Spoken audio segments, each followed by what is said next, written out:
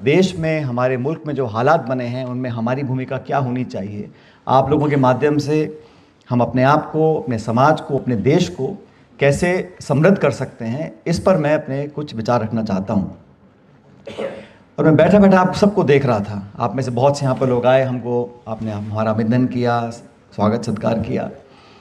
तो सबसे पहली बात तो ये कि जो लोग मंच पर आज बैठे हैं या हमारे सामने आप लोग बैठे हो, हम सब लोग बहुत खुशकिस्मत लोग हैं कि हम सब लोगों को पढ़ने का, वकालत सीखने का, कोर्ट कचहरी समझने का और शिक्षित होने का ये वरदान मिला है। शिक्षा से बड़ा कोई वरदान नहीं है। और वकालत पढ़ना, एग्ज़ाम पास करना, प्रैक्टिस करना, ये कोई आसान काम बिल्कुल भी नहीं है। तो हम सब लोग जहाँ बैठे हैं, हमसे पहली वाली पीढ़ी ने जो संघर्ष किया होगा हम सब ने देखा है, लेकिन महसूस नहीं किया। हम देखते हैं बाप दादा चाचा ताऊ क्या करते थे, क्या नहीं करते थे, और क्योंकि सब करते थे तो एहसास नहीं होता था। आज जो देश बदला है, आज समाज बदला है, और अभी हम आपस में बात कर रहे थे कि हमारी नियुक्तियां कम हो रही हैं या लोअर कोर्ट्स में है, हायर जुडिशरी में अपॉइंटमेंट्स नहीं हैं, आदि आदि, बहुत सारी बिल्कुल प्रासंगिक बातें हैं। लेकिन हमें ये भी समझना पड़ेगा कि हमने शुरुआत कहाँ से करी थी। अपना नाम लेने में जो लोग आज से 20-30 साल पहले संकोच करते थे, बहुत पुरानी बात नहीं कह रहा हूं मैं, आज ओबीसी बोलना, ओबीसी का फ्रंट बनाना, ओबीसी के बारे में बातें करना और पिछड़ा वर्ग को एकत्रित करना, एकजुट करना, ये एक पॉलिटिकल एजेंडा है, सामाजिक एजेंडा है, और हम सब लोग दमदार तरीके से अपना पक्ष रख सकते हैं। तो जो संघर्ष हमने पहली वाली पीढ़ी ने किया था, वहाँ से अगर हमने शुरुआत करी है, बहुत कुछ हासिल किया है। लेकिन आज हमारी पीढ़ी में भी हम लोग यहाँ तक पहुँचे हैं, कोई वकालत कर रहे हैं, हम सब लोगों को काम करने का मौका मिला सरकार में, संगठन में, विधानसभा में, पार्लियामेंट में, लेकिन बहुत कम लोग हैं। करोड़ों करोड़ों लोग ऐसे हैं जो उम्मीद नहीं कर सकते वकील बनने की, कल्पना नहीं कर सकते सत्ता में भागीदारी करने की। आज हमारी जिम्मेदारी है। संविधान में प्रावधान है, नेताओं के भाषण हैं, पार्टी मैनिफेस्टो में प्रावधान है, लेकिन एक दरवाज़ा खुला है, और हमारी पार्टी में दरवाज़ा खोलने वाले व्यक्ति का नाम राहुल गांधी है। ये अतिशयोक्ति नहीं है और मुझे कहने में संकोच भी नहीं है। पहले देश में प्रधानमंत्री हुए, कांग्रेस पार्टी के नेता हुए, लेकिन इस वर्ग से न आने के बावजूद भी इस वर्ग के दर्द को समझना, भागीदारी में हुई अपेक्षा को सोच समझकर आगे प्रथम पंक्ति में लाने की बात करना, और जो भ्रम फैलाएगा जातिगत जनगणना को लेकर, मैं स्पष्ट करना चाहता हूं, जब हम लोगों ने कहा कि जनगणना होनी चाहिए, और क्यों होनी चाहिए, हम सबको पता है किसके क्या जाति गोत्र है, वो जानकारी कोई बहुत ज़्यादा मुश्किल नहीं है। तो आप सेंसस करें, उसमें एक कॉलम और ऐड कर दें कि आपकी जाति क्या है, वो लक्ष्य नहीं है। लक्ष्य ये है कि इस देश में जहाँ 140 करोड़ रहते हैं, कम से कम आधे से ज़्यादा लोग पिछड़े वर्ग के हैं, और हमारे दलित भाई बहनों, आदिवासियों की गिनती पहले से होती है।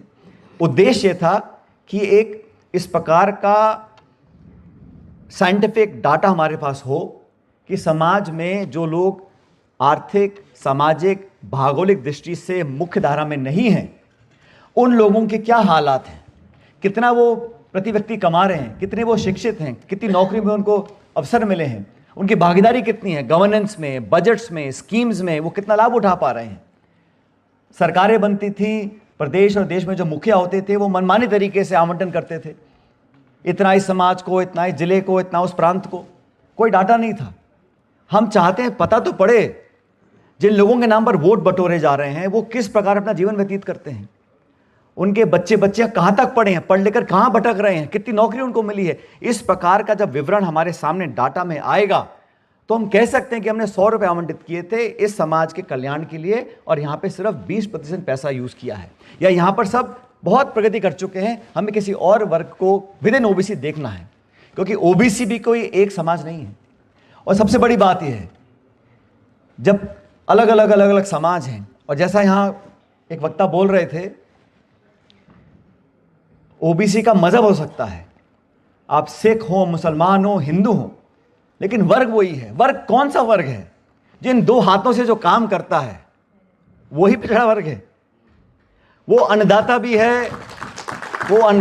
है, वो कारीगर भी है, वो दूधदाता भी है।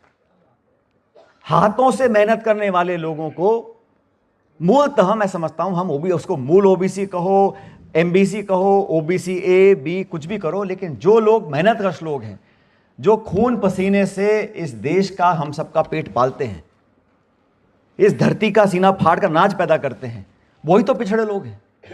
और उन लोगों को, इस पीढ़ी को और आने वाली पीढ़ी को हम लोग ताकत कैसे दे सकते हैं, यही जिम्मेदारी हमारे ऊपर है।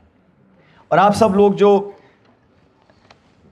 वकालत करते हैं, आज देश बदल चुका है। आज लगभग हर ज्वलंत मुद्दा किसी ना किसी कचहरी की सरहद पर जाकर अटकता है। विधानसभा हो, पार्लियामेंट हो, जब बहुत झगड़ा फैलता है तो वो न्यायपालिका में जाके मामला अटक जाता है। और ये सरकारों की कमी है, जो निर्णय सरकारों को लेने हैं वो सक्षम नहीं होते, उनमें वो इच्छा शक्ति नहीं होती, इनमें वो ताकत नहीं होती, वो जज्बा नहीं होता। इसलिए बैकफुट पर आने से सबसे बढ़िया तरीका है कि आप कोर्ट के हवाले कर दो। मामला सब जुडिस है, मतलब कोई बोलने वाला नहीं है। लेकिन वकालत कर कर भी अपना पक्ष मजबूती से रखें, यह आप सबकी जिम्मेदारी है। और देखो, ये अतिशोक्ति नहीं है, माहौल बनाने में आपसे बढ़िया कोई है नहीं। माहौल बनाना हो या बिगाड़ना हो,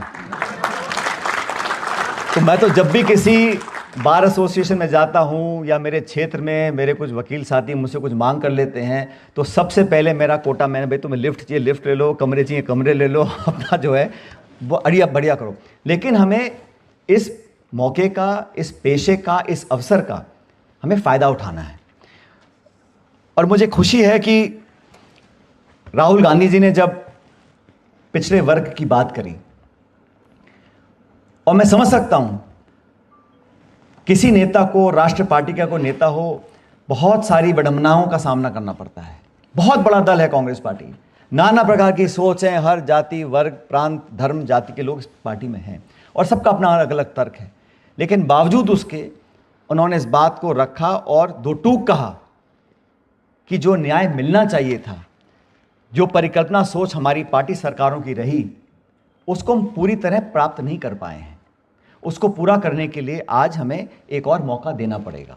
और जो लोग पिछड़ गए हैं, और मैं बार बार कहता हूं, ये सिर्फ जाति वाला पिछड़ापन नहीं है, आर्थिक पिछड़ापन है, भौगोलिक पिछड़ापन है। और उस पिछड़ेपन को दूर करने के लिए गरीबी उन्मूलन का कारण नहीं है, ये पॉवर्टी एलिवेशन प्रोग्राम नहीं है। ये जो हजारों सालों से दलित, आदिवासी, ओबीसी हमारे साथी लोगों के साथ जो एक बर्ताव हुआ, व्यवहार हुआ, हजारों सालों से हुआ है, आज दुनिया बदल चुकी है और हमें उस बदलाव का एक हिस्सा बनना है।